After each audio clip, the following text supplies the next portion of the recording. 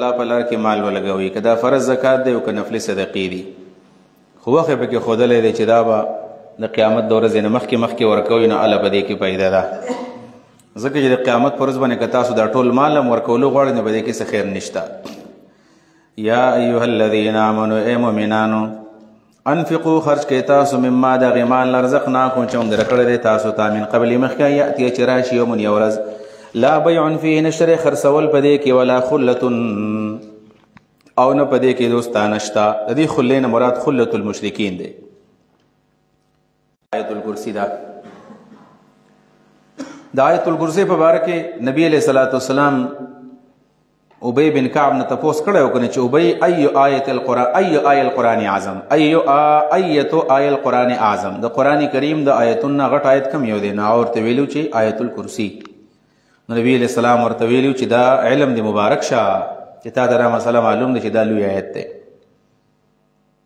ولې دا لوی آیت دی؟ ځکه چې لم یمنعه من دخول الجنة الا یموت. نسائی کې دا حدیث دی. د فرض مانځه نه پس چې کله څوک آیت الکرسی ووایي د جنت د دخول له به صرف مرګ بچ کوي نه.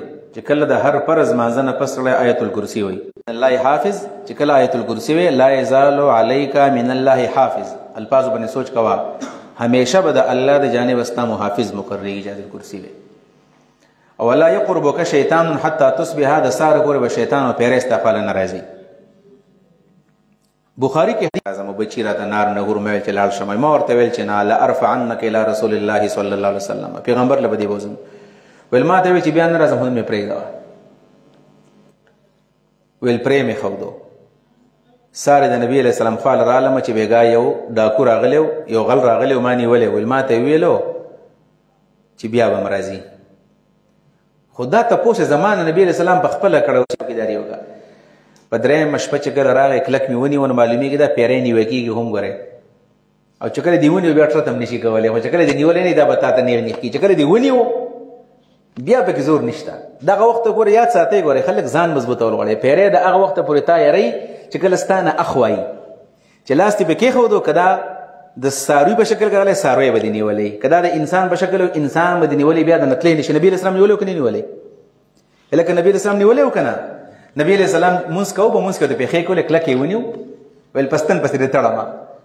ویل بیا راته د سلیمان علیه السلام دعا رایاده شوله چې الله زما د حکومت او زما د اختیار بل چاله مه ورکوه. نو ویل بس پرې مې ښودو. ور نبي علیه السلام یې ما ویل چې زه تاسو سار ښیم چې دا مې کلک نیولی دی، دا بیا هېڅ هم نشي کولی. دا اله ټوپونه وهي چې کله ستا نه لري لږ ځان ډاډه کوي. نو ابو هرم کلک نیولی و، ویل نن دې بوځمه.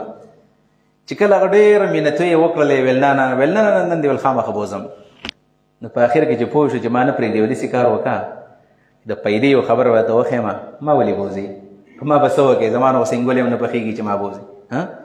د پیدې کار ورته وښیم. ویل څه ویل؟ کله چې ماښام سملې داسې کوو چې ته آیت الکرسي وایه. دا ورته د غل او ډاکو ته وویل. دې خبیث رښتیا ویلي دي، خدای شیطان دروغ وایي، خدای د رښتیا ویلي دي. دا شیطان و چې تا ته ویلي و، دا پیری و اصل کې تا ته ویلي چې ما پرېږده او د آیت الکرسی وایا. نو آیت الکرسی چې کله وی نو پیریان دې بیا نشي راولی. بېشماره داسې موقع راغلي زه خپل ذاتي تر باندې وایم پیریانو د یرولو کوشش کړی دی چې دا به ویرو منګه. خو چې کله زما د آیت الکرسی ته توجه را برابر شوي د ویلې مې ده که نه چې د آیت الکرسی ختمې په دغه ځای کې شیطان بالکل ټینګېدی بیا نشي، نه پیریان تا تنګولی شي. پیریان که ډېر هم د کوټې د پسې درځې راځي او دروازې د پسې وهي او کله څه کوي او کله څه کوي. چې کله تا آیت الکرسي شروع کړله نو ګورې دا زور په ده کې بیا شته نه.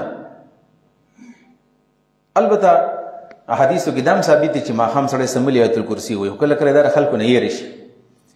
چې کله ته یېرېږي نو آیت الکرسي وایه.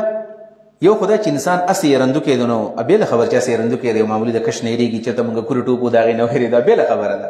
خو کم از کم شیطان پیری به خپله نشي راته، شیطان او پیری به نه یېروي. نو دا یو ډېر عظیم صورت دی. د الله رب العالمین نومونه پکې راغلي دي او برکت پکې ډېر زیات دی، ډېر لوی برکت دی په دې کې. او د الله رب العالمین د توحید او د الله د وحدانیت په دې کې مضبوط دلایل موجود دي. او د هر مانځه نه پس د فرض مانځه نه پس خپل عادت جوړ کړئ، وایې ډېر لوی خیر او برکت په دې کې دی. الله لا اله نشته بل معبود الا هو مگر دغه یو الله دی. الله معنا هو الله، ده الله دی. کم دا صفتونه چې روان دي دا الله خبر ده هو ده الله هو الله دا الله ده لا اله الا هو نشتبل معبود مگر دا یو الله ده الحي ژوند ده القيوم انتظام کون کې د ټولو کارونو ده لا تأخذه سنة ولا نوم لا تأخذه نرازی په د باندې سنتون پر کالی ولا نوم نو خوب الله باندې خوب نرازی په الله پر کالی نرازی درې قسم الفاظ دي یو ته نوم وي یو ته سنتون وي یو ته نعاس وي نوم څه ته وي چې په ټول بدن باندې اثر وکړي سترګې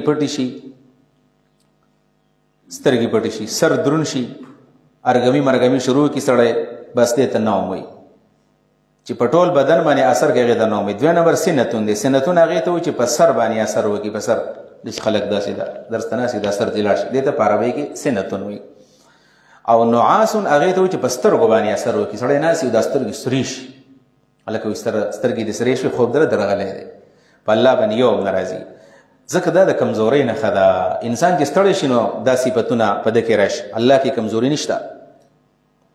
لا تأخذه نرازی پد باندې سنتون پر کالی ولا نوم نخوب له د الله د پاره دی ما واسو فی السماوات چې پسمانونو کې دی او ما فی الارض چې بزمکه کې دی من ذا الذی سوق د هغه کس یشفع چې سفارش په کې په زور باندې عنده د الله په عدالت کې نشي کوله الا باذنه مگر د الله په اجازه باندې کوي یعلم الله علم نه ما په سبانه بین ایدیهم چې سر دی مخ ته دی او ما خلقهم چې دي شاته دی الله پر ظالم دی دنیا او آخرت باندې ولا يحيطون دا خلق احاطه نشي کولای دا خلق نشي راګرولای به شيء په یو شی باندې من علمه د الله د معلوماتنا شيء کې تنوین د تقلیل د الله په معلوماتو کې یو شیم سره نشي معلومولای حقیقت دا د دنیا نه الله یو راز دی راز په دې آیت باندې زما ډېر غټه تسلی کیږي چې ولا يحيطون بشيء من علمه شيء کې تنوین د تقلیل د پاره دی مطلب دا د ساينس او ټکنالوژي او د بازي پلاسپران دا لګیا دي دا نظریات چې کله پیش کوي څوبر چې کله ما په دې آیت باندې غور کړی دی کنه ولا يحيطون بشيء من علمه د ټولو خلکو دا علوم او دا ارسمات غبغون ښکاری دا مونږ چې مطلب ساينس ته او ټکنالوژي دا نظریات دي دا اسی تیوریان دي نظریات دي الله وی زما معلومات څوک احاطه نشي کولای د دنیا راز ما ته معلوم ده لا يحيطون بشيء په معمولی شم د خلک احاطه نشي کولای من علمه د الله د علم په دې کائنات کې د الله تعالی یو ناشنا علم دی او د الله پکې وراز دی هغه راز به یوم تبل السرائر دا به د قیامت پر ورځ باندې رازونه ښکاره کیږي قیامت کې به هر څه ښکاره شي هر څه به راښکاره شي په ډېر څه باندې موږ به پوه شو اوس په دنیا کې په هغه څیزونو باندې موږ پوهېدی نه شو ولا يحيطون بشيء من علمه نشي راګرولې دا ټول انسانان بشيء یو شی من علم د الله په معلوماتو کې الا مگر بما شاء چې الله وغواړي چې الله یې موږ له راکړي نور د دنیا حقیقت موږ نشو معلومولی د کائنات کې دا څومره مخلوق دی د دې حقایق الله ته معلوم دي وسع پراخ دا کرسیه د الله تعالی کرسی السماوات د ټولو اسمانونو نه او الارض د ټولو ځمکې نه د ځمکې اسمان نه پراخه کرسی د الله حدیث کې راځي وی دا ټول اسمانونه وواړه او دا وړه ځمکې دا د الله کرسی دومره ده لکه په غټ میدان کې چې بنګړی واچي دومره د کرسی غټه ده او بیا د الله تعالی عرش د کرسی دومره غټ دی لکه په غټ میدان کې بنګړی واچي صحیح حدیث دی فتح الباری کې علامه ابن حجر ذکر کړی دی السماوات السبع فی الکرسی دا الفاظ دی الا كحلقه بارض فلات مگر مثال دی بنګړی دی په یو کلاو میدان کې الله به څومره لوی وي د الله د عرش حقیقت دی د الله د کرسی حقیقت دی دا موږ تفویض کو د الله علم ته دې موږ نه د چا څه تشبیه ورکو نه موږ ته حقیقت معلوم دی عرش هم د الله حق دی کرسی هم د الله حق دی دغه ته ایمان ویل کېږي که نه ځکه قرآن کې الله موږ ته ویلي دي دومره پراخه کرسی دومره پراخه عرش الله د نظام څنګه ساتي ستړی کېږي نه ستړی کېږي ولا یعوده نه ستړی کېږي الله لره حفظهما ساتل د دې دواړو هو العلي او د الله تعالی اوچت دی صفاتو په لحاظ باندې العظیم لوی دی د ذات په لحاظ باندې لا اکراه فی الدین قد تبین الرشد من الغی دا د توحید عقیده ذکر شولا آیت الکرسی ذکر شولا دا ډېر لوی نعمت د الله رب العالمین دی چاته چې توحید ملاو شي البته په زور به څوک په چا باندې نه مني لا اکراه فی الدین نشتره زور کول په دین قبلولو کې دین به څوک په چا باندې په زور نه قبلوي د وضاحت مخکې موږ په اذ رفعنا فوقکم الطور کې کړی دی بیا نه کومه چې په دین کې اکراه نشته نو بیا په مختلفو ګناهونو باندې سزا ولې ده یا د حدود او قصاص ولې دي؟ نو د هغې جواب دا دی چې په دین کې په عقیده کې اکراه نشته، په عمل کې اکراه شته. چې یو سړی اول عقیده ومني د هغې نه پس وراني کړي نو سزا ورته میلاویږي. لا اکراه فی الدین، شرع زور کول په دین کې بچا باندې. ځکه چې قد تبین الرشد من الغی، یقینا ښکاره شوی دی هدایت من الغی د ګمراهۍ نه. هدایت او ګمراهي د ښکاره دي. ایمان او کفر په واضح دلایلو باندې ښکاره دی. هر چاته الله اختیار ورکړی دی چې څوک کومه لاره قبلوي، فیصله به قیامت کې الله کوي. قد تبین الرشد من الغی، قد تمیز الایمان من الکفر، جدا شوی دی ایمان د کفر نه، واضح شوی دی ښکاره دی الرشد هدایت او ایمان من الغی د سرکشۍ نه او د کفر نه. فمن یکفر بالطاغوت، چا چې کفر وکړو په طاغوت باندې. طاغوت چاته وایي؟ طاغوت د طاغوت په طغیان کې مبالغه ده. طاغوت مبالغه په طغیان کې. د طاغوت معنا ده کل رأس فی زلال، کل رأس فی زلال د هرې ګمراهۍ مشر ته ویل کېږي طاغوت. او کل من عبد من دون الله، د الله نه بغیر چې د چا عبادت وشي دی ته طاغوت ویل کېږي. نو د الله رب العالمین مقابله کې کاغه قانون دی، کاغه شخصیت دی، کاغه قوم دی، کاغه څه شی دی، هغه ته طاغوت ویلی شوی دی. زمونږ په دین کې چې کله دین شروع کېږي، اقرار باللسان چې کله موږ کوو، نو په دې کې اول موږ نفي کوو بیا اثبات کوو. لا اله الا الله محمد رسول الله. خلک وایي نفي په اثبات باندې مقدم. دغه دا ده چې اول به موږ نفي کوو، د طاغوت نه به نفي کوو. ایمان به هله جوړېږي د طاغوت نه سړی انکار وکړي، وروسته به بیا وایي چې محمد رسول الله. لہذا تخلیه مقدم ده په تحلیه باندې. تخلیه مقدم په تحلیه باندې. اول به سړی ځان خالی کې پاک بکړي، نو بیا به د هغې نه پس ځان ښایسته کړي. نو دا تخلیه ده. فمن یکفر بالطاغوت، چا چې انکار وکړه په طاغوت باندې، من بالله ایمان یې په الله باندې راوړو، فقد استمسک بالعروة الوثقی، یقینا د منګولې ولګولې په مضبوطه کړۍ باندې. عروة الوثقی څه ته وایي؟ العروة الوثقی قرآن ته وایي، العروة الوثقی دین ته وایي، العروة الوثقی دا کلمې د توحید ته وایي، ایمان ته وایي. یعنی ایمان به هله مکمل کېږي چې د طاغوت نه سړی انکار وکړي. اول که د طاغوت سره مینه ده او ځان ته مؤمن وایي، دا مؤمن نه دی. فقد یقینا استمسکا د منګولې ولګولې بالعروة په کړۍ باندې الوثقی چې دا مضبوطه ده. لن فسوام لها، نشته شو کېدل د دې کړۍ دپاره. د توحید عقیده چې یو پیر کله سړی خپله کړي نو دا شو کېږي نه. والله سمیع علیم، الله تعالی اورېدونکی دی، پوهه دی. الله ولی الذین آمنوا، الله دوست د مسلمانانو دی. یخرجهم مباسدام، خلق مسلمانان من الظلمات د تیرونې له نور رڼا ته. والذین کفروا، کم کسان چې کافران دي، اولیاؤهم د دې دوستان الطاغوت شیطانان دي. شیطانان دي. یخرجونهم من الظلمات من النور الى الظلمات، یخرجونه مباسد لرا من النور د رڼا نه الى الظلمات تیرو ته. د طاغوت کار دا دی د رڼا نه خلک تیرو ته بوځي، او الله رب العالمین د تیرو نه خلک رڼا ته بوځي. دلته نورو واحد دی او ظلمات جمع ده. دا ولې ځکه نور یو دی بس اسلام، او تیرې ډېرې دي، قسمه قسم تیرې دي، قسمه قسم تیرې دي. خدا یو نور دا د ظلماتو لپاره کافي دی. وایي سل پاپړ او یو لوړ، یو لوړ سلو پاپړ در راواچوه ختم بشي. دغسې یو رڼا د اسلام چې کله راشي ټولې تیرې ختمې شي. کله چې سوچ او فکر برابر شي نو ټولې تیرې ختمېږي. په دې وجه باندې خلکو له سوچ جوړل، فکر جوړول دا بنیادي کار دی. کله عقیده برابر شي، سوچ برابر شي، نو بیا د دنیا په دې ټولو مشکلاتو باندې په دې رنګینو د چاړو پروا نه وي. اولئک دا کسان اصحاب النار، اور والا دي، هم فیها خالدون، دی په دې اور کې به همیشه د پاره اوسېږي. اذان والا څوک شته؟ شازان وایي زر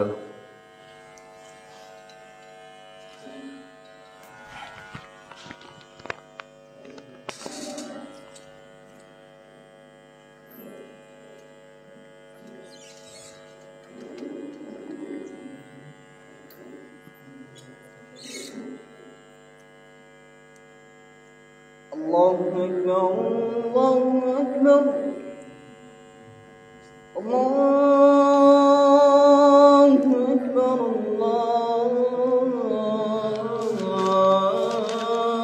الله أكبر. أشهد أن لا إله إلا الله، أشهد أن لا إله إلا الله.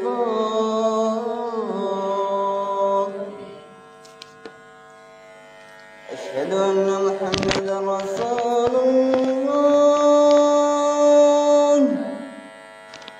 أشهد أن محمدا رسول الله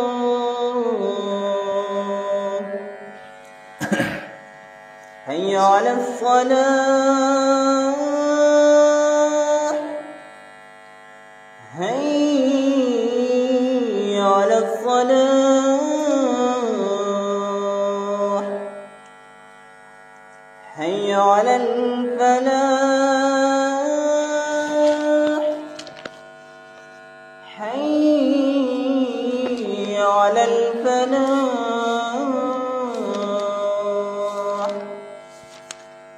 الله أكبر الله أكبر لا إله إلا الله ألم تر إلى الذي حاج إبراهيم في ربه أن آتاه الله الملك. د دین وړاندې په دې آیت کې ویل شو قد تبین الرشد من الغی، هدایت او گمراهی د دیو بل نه جدا شوي دي او ښکاره دي. نو چې هدایت جدا ده نو اصحاب الهدایت هم جدا دي، او چې هدایت ښکاره ده نو اصحاب الهدایت هم ښکاره دي، او گمراهی هم ښکاره ده، اصحاب الغی هم ښکاره دي. نو اوس په دې ځای کې د دغه اصحاب الرشد او د اصحاب الغی څه کردارونه بیانېږي. صاحب الرشد ابراهیم دی او صاحب الغی نمرود دی. نمرود څوک دی؟ دا د باچا نوم دی. په بابل ښار کې انتهایی متکبر باچا تیر شوی دی او د عمر ډیر زیات عمر دی. د اسرائیلیات دی پته نه لګي په دې کې به رښتیا څومره دروغ وي کې څومره. خو نبی علیه السلام اجازت ورکړی دی چې بیانولی شي، خو 400 کال عمر دی او په سر یې چېرته درد نه راغلی، نو بیماری نه ولیدلې، تکلیف یې نه ولیدلی، نو ډېر متکبر و. دا چې کله سړي باندې بیماري راشي، چې سړي باندې مشکل راشي، نو بیا لږ ځمکې ته راښکته شي. تکبر یې دومره و چې ویل یو وخت د ابراهیم علیه السلام سره د ده بحث راغلی و. هغه بحث نتیجه وی دا وره د تکبر دا و چې په علاقه کې دغه راغلی دی، دا قحط سالي راغلی وه. نو خلک به راتلل او د دې نمرود نه به یې خوراکونه وړل، خو چې کله به دروازه کې راننوتو نو داسې به یې سر ورته ښکته کړو، بیا به راغی. ابراهیم علیه السلام چې راغی هسکه غړی راننوتو، ویل تا سر ولې ښکته نه کړو؟ ویل تا ته ولې سر ښکته کړمه؟ ویل دا خو زه د الوهیت او د خدایي دعوې کول. ورته ویل نه، الله خدای زما بل دی، ته څوک یې؟ تا د وضع سجده وکړم، بس بادشاهي او په تا باندې زموږ حق دی، خپل حق راله راکړه. نو قار والا ورغی، ویل ستا سره بحث کوم، ولې خدای زه نه یم؟ ویل نه، نو د الله په وجود کې او د الله په توحید کې دا وایي بحث شوی دی. بعضې علماو داسې لیکلي دي چې دا مناظره او دا مباحثه بنیادي طور باندې په دې وجه باندې شوې وه چې د کله هغه بوتان مات کړي، بوتان نو دې نمرود راغوښتلی وی ته زما سره بحث وکړو، نو بحث یې ورسره وکړو. داسې تاریخي بحث دی، په 2 جملو کې خپل مقابل پړ کړی دی، په 2 جملو کې. نو الله رب العالمین د هغې وضاحت کوي. الله وایي چې الله خپل دوست د تیرو نه رڼا ته بوځي. نو مثال یې پیش کوي چې څنګه رڼا ته بوتلو. په 2 جملو کې ابراهیم علیه السلام میدان ګټلی دی. الم ترى الى الذي آیتان دي کتلی هغه چاته حاج ابراهیم چې بحث کړو د ابراهیم علیه السلام سره فی ربه د خپل پرب داغه کې. فی ربه معنا یا فی وجود ربه یا فی توحید ربه. دا فی وجود ربه وی کدا بالفرض دهری وی نو بیا د وجود بحث کړه دی، او کدا مشرک نو په توحید کې بحث کړه دی.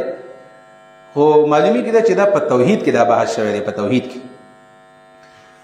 نو بیا دلته کې خو بحث د وجود روان دی. نو هغه دا ده چې خلکو ته کمقل وایو، او څوک چې وایي خلک کمقل نو خلک د هغه په اوږو باندې بیا سورلي کوي. نو دغه خلکو په اوږو باندې سورلي کول، او یا په وجود د الله کې بحث شوی دی. ولې اوس دا بحث کوو؟ د الله په توحید کې بحث کول او د الله په وجود کې وایي دا تکبر و. ان آتاه الله الملک، په دې وجه باندې چې الله ولې اختیار ورکړی. دا د اختیار وجه و، چا چې اختیار ورکړي نو هغه بیا خپې د صادر نه باروځي. بحث پسې کې شی ابراهیم علیه السلام ته وایي چې ته وایې چې زما بل رب دی. نو ویل هغه رب څه کار کوي؟ ویل هغه ژوندي کول مړه کول کوي. دا خو زه هم کولی شم. څنګه کولی شي؟ یو سړی د پانسي حکم پې لګېدلی و، هغه یې آزاد کو، بل سړی پله روان و، راوینې و مړی. ابراهیم علیه السلام ته ویل دا خو ما هم دا کار وکړو. دا دومره غټ کمقل انسان و یا د خپل خلکو ته کمقل ښکارېدل د ابراهیم علیه السلام غرض خدا نه و چې داسې به سړی په ټوپک باندې اولې مړ وی کې که دا ورته ابراهیم علیه السلام وي چې دا خو زه هم کولی شم درز یو سړی به ویشتلی وی ابراهیم علیه السلام پوه شو چې دا سړی ډېر زړ کمقل دی د واضح دلیل نه اوضح ته مخکې شو ابراهیم علیه السلام ابراهیم علیه السلام پوه شو چې دا سړی دومره کمقل سړی دی د سره خو بحث کول غیر مفید بحث دی ان ابراهیم علیه السلام که تپوس کوله چې دا خو زم کولی شم دا خبر به کوم ځای ته رسېده بس خبرې ختموله وایي دا دغه چې کوم دی دا ځوان دا نمرود دا مشرک و دا دهرین او مشرک و او دوی د نور عبادت کو نور عبادت یې کو نو ابراهیم علیه السلام ورته پور نه ویل چې دا نور نه دی زما رب کې دا صفت دی چې نور د مشرق نه راخېږي په مغرب باندې پورې باسي بس په دې ځای کې د نمرود څه بیا ماتې نه وي او خاموش پاتې شو دلته بعضې خلک سوال کوي چې که دا خبره نمرود کړی وی چې دا خو زه کومه دا کار مفسرینو بعضې دا سوال اوچت کړی وی که دا خبره نمرود کړی وی چې دا نور خو زه د مشرق نه راخېږم او په مغرب پورې باسم ستا رب دې د مغرب نه راوخېږي په مشرق دې پورې باسي نو بالفرض که دې ویل وي نو الله کولی هم شوله د ابراهیم علیه السلام سوی تعاون کړی وی خو دا خبره غزه که نه شو کولی چې دې نور خو هغه عبادت کوو بالفرض ابراهیم علیه السلام خو د خبر راایستله چې دا داسې و چې دا کار زه کوم نو ابراهیم علیه السلام خلکو ته ویلي وي چې ګوره دې بوتل شو دته ګوره یو طرف ته تاسو ته وایي چې دا زمونږ رب دی بیا چې زه یې راخېږم نو دا خو د ابراهیم علیه السلام دپاره میدان هوارېدو هغه په ځای باندې خاموش پاتې شو ابراهیم علیه السلام مقصود حاصل شو نو صاحب الرشد الله تعالی داسې کامیابي ورکوي اذ قال ابراهیم کله چې ابراهیم علیه السلام ربي زما رب الذي هغه دی یحیی ژوندي کولم کوي مې تمړه کولم کوي قال د ویل انا احیی و امیت زم ژوندي کول مړه کول کوما قال ابراهیم علیه السلام ویل فإن الله بشک الله تعالی یأتی بشمس راخیږي نور من المشرق د مشرق نه فأتی بها تیرا وخجوا من المغرب د مغرب نه فبهت الذي كفر نو حیران پاتې شو هغه کس چې کفر کړو فبهتا تحیرا حیران پاتې شو والله تعالی لا يهدي القوم الظالمين دلیل نور خی ظالم قوم تا او کالذی مر على قرية دا او دا و په معنا دی عاطفه او کاف پکې زائد دی والذی مر على قرية مخکې د یو صاحب الرشد او د صاحب الغی مثال بیان شو اوس د بل یو صاحب الرشد مثال الله تعالی بیانوي هغه څوک دی عزیر علیه السلام دی دا بخت نصر چې کله یهودیانو کله فساد وکړ الله په بخت نصر مسلط کو د بابل ښار نه چې کوم باچا راغی عیسایي او دا یهودیان اوجل او دا کورونه ول وران کړل بیت المقدس وران ویجاړ کو نو عزیر علیه السلام په لار روان دی وی قتل او دا خار بالکل خاموش پروت دی دا مړی هر طرف ته نو عزیر علیه السلام خو په دې پوهېدو د الله پیغمبرو چې الله رب العالمین با دا خلق را ژوندي کوي خو اسې سوچ وکړو چې الله به په کومه طریقه را ژوندي کوي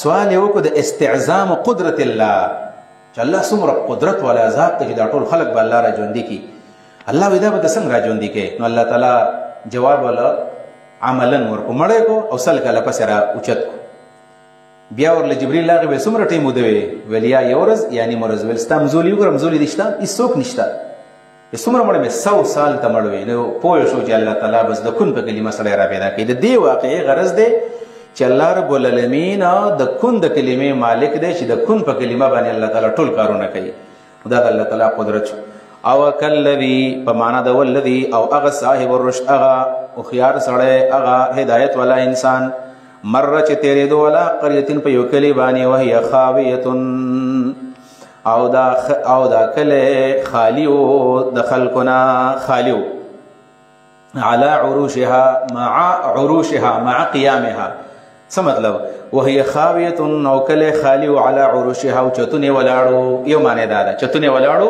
آبادی وي او خلق نو دویم وهي خاويه او دا کله را پریوتون کې على عروشها په خپل چتونه باندې را پریوته او چتونه لاندې دیوال به د پاسه قال ویل دی عزیر علیہ السلام ان یحیی هذه الله سن بالله را ژوند کی دا کله بعد موتها پس د مرد دی کلیوالو نا فاماته الله والله مړ کو دل رامه عام سل کال ثم بعث ویرا پاسو قال بیت تپوسو کم لبست اسمر ټیم دی تیر کړه قال ویل لبست یوما تیر کړه مې د یو ورځ او بعض یمن یعنی مورز قال بل لبست 100 عام ور دی دا خپل کال تیر کړه دی او دلیل دی فنظر الى طعامک او دا چې بلارتلو نه انذران وسره او سرکه وسره وا نو انذرم پراتو او سرکم پراتو یو سخر خر نو د خارو ډیره پروتو ول سرګې ته ور سرکم پرتا دا انذرم پروت دی 100 سال کې نه انځر خراب شوی دی او نه سرکه خراب شوی دی. ویل خر نشته. بس په دې کې په دې خاوره کې داسې حرکت شروع شو روغ خر ته را پاسېدو، اډوکي ماډوکي ونختل، غوښه جوړه شوله. فانظر الى طعامك خوراک ته دی ګوره، وشرابک او د سرکې ته دی ګوره، لم يتسنح په دې کې دا نه دي ترکي شوي، نه دی بدل کړی خون، لم يتسنح خون نه دی بدل کړی. وانظر الى حمارک د خر ته دی ګوره د څه دپاره؟ لتستدل به، دا معطوفلی دی چې استدلال پې وکړي. ولنجعلک آیة للناس، بل دا چې تا وګرځو نښه د خلکو دپاره.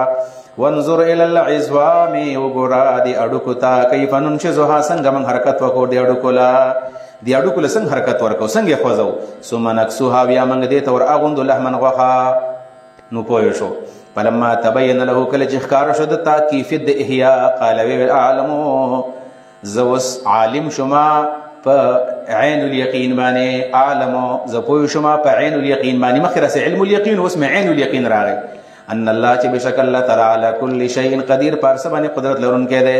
واذ قال ابراهیم رب ارنی کیف تحیی الموتى، دې کې وسو د صاحب الرشد بل یو مثال لدویم د ابراهیم علیه السلام واقعه ده. دا سوال ابراهیم علیه السلام په یو وخت کې وکړو چې د الله رب العالمین د قدرت استعظام دپاره چې الله څومره قدرت والا ذات دی، دا سوال هغه هم کړو چې الله تعالی ته ما ته وښایه مړي خو ژوندي کې، خو څنګه به ژوندي کې؟ نو الله رب العالمین ورته ویل ستا ولې یقین نشته؟ یقین مې شته خو د مزید اطمینان دپاره، یعنی زما خو علم الیقین شته، خو د عین الیقین او د حق الیقین د وصول لپاره څنګه چې عزیر علیه السلام کړو داسې زه غواړم.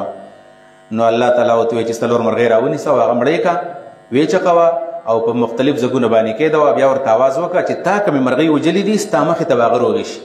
مرغۍ راونیولې، هغې وچقولې، ویې په غرونو باندې کېښودلې چې آواز یې ورته وکړو. د یو ځای نه به سر راتلو، بیا خپه راتلله، بیا وزر راتلله، بیا ملا راتلله او په دې کې مرغۍ جوړې شولې. الله ویل پوه شوم. یقین یو علم الیقین دی، یو عین الیقین دی، یو حق الیقین دی. معلومه ده چې ایمان کې زیادت راځي، یقین په مرتبه کې زیادت راغی. 4 مرغۍ ونیولې، کوم یو بانګي و، یو طاووس دی، یو کارغه دی او یو کوتره ده. و دا 4 مرغۍ نیولې. په دې کې علتونه څه وو؟ په دې دیګ چې دی که نه دا بانګي، په دې کې د شهوت ماده ده. نو د دې وجلو کې دې ته اشاره وه چې ګورئ انسان به الله د یقین مرتبې ته رسېږي چې شهوتونه ختم کړي، د خپل شهوت مطابق ژوند نه تېروي. په طاووس کې څه دی؟ په دې کې ښایست دی، ماده د زینت ته. نو الله ته به الله رسېږي چې دنیا خوندونه پرېږدي، دې معنا ده. 3 نمبر ده په کوتره کې څه دي؟ په کوتره کې غفلت دی. نو غفلت به ختم کې الله ته به رسېږي. او په کارغه کې څه شی دی؟ پکې حرص دی. نو حرص به ختم کړي چې حرص پرېږدي، زینت پرېږدي، غفلت پرېږدي، شهوت پرېږدي، الله ته به رسېږي. نو بیا به تا ته په عین الیقین باندې څیزونه ښکاره کېږي. وإذ قال ابراهیم، او کله چې ابراهیم علیه السلام ویل رب زما ربه ارني ما ته وښایه کیف تحیی الموتى، څنګه مړي ژوندي کې. قال الله ورته ویل اولم تؤمن، ولې ستا ایمان نشته دی؟ قال ویل ورته ابراهیم علیه السلام بلا، ولې نو ایمان مې شته، ولکن لیطمئن قلبي، چې زړه ته مې اطمینان میلاو شي. د څه دپاره؟ د عین الیقین دپاره. قال الله ورته ویل چې اطمینان غواړې فخذ 4 راونیسه، 4 من الطیر مرغۍ، 4 مرغۍ راونیسه. نو راویې نیولې. فسرهن، د سرهن یو معنا د قطعهن، ټوکړې ټوکړې کا، یا عملهن ځان سره عادت کا چې به پیژنې چې ګورې هسې نو ته وایې چې دا خو ماله بله مرغۍ راله، چې ته یې پیژنې چې د دې نښه دا ده. ثم جعل، بیا کېدوه علی کل جبل، په هر غر باندې منهن د دې مرغونه په مختلف غرونو باندې مختلف حصې کېدوه.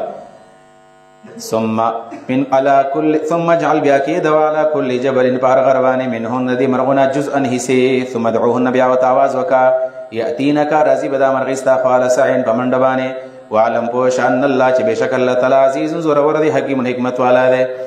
مونځ 5 بجې دی که په حکم باندې دی؟ په حکم باندې دی. بس پې کړو بیا نو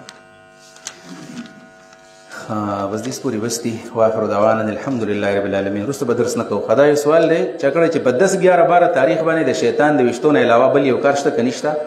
ګوره په 10 تاریخ باندې یو کار شیطان ویشتل دي، 2 په دې کې صرف رول دي، 3 نمبر په دې کې قرباني کول دي، 4 نمبر په دې کې طواف زیارت. په 10 تاریخ باندې 4 کارونه کول دي.